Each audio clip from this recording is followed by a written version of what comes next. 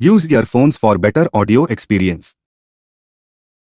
કવિરાજ પૂછે છે કે ઈચ્છાઓનું ઉદ્ભવ સ્થાન પણ અશુદ્ધ ચિત્ત છે.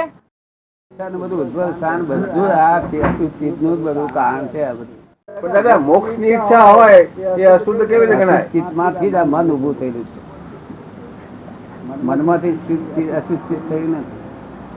અશુદ્ધ ચિત્તમાંથી જ મન, બુદ્ધિ, અહંકાર બધું એમાંથી જ ઉભું થયું. એટલે ઈચ્છાઓ થી અશુદ્ધ, તો ઈચ્છાઓ તો શુદ્ધ પણ હોઈ શકે ને અને અશુદ્ધ હોઈ શકે, બંને હોઈ શકે ને. હા, પણ એ અશુદ્ધ ચિત્તનું કારણ છે. ઈચ્છા જ ના હોવી જોઈએ. ઈચ્છા કોઈ પણ જાતની ઈચ્છા નહીં હોવી જોઈએ. શુદ્ધ ચિત્ત પછી ઈચ્છા જ નહીં ને. હા, એકદમ શુદ્ધ ચિત્ત પછી ઈચ્છા નહીં. ઈચ્છા છે તે અશુદ્ધ ચિત્તનું જ કારણ. અશુદ્ધ ચિત્ત દેહ બધું ઉભું થયેલું એનાથી ને દેહ છે તો ખાવા પીવાનું બધું જોઈએ. આપણે તો હવે પાછા ફર્યા છીએ માટે આપણી ખાવાની ઈચ્છાઓને આસમતી ઈચ્છા કહીએ છીએ. બરોબર. એ ઈચ્છા નું બીજ જલી ગયેલું છે. શું છે?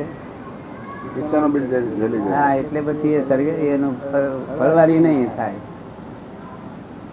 જે શેકી નાખેલા બીજ હોય ને ઉગે નહીં.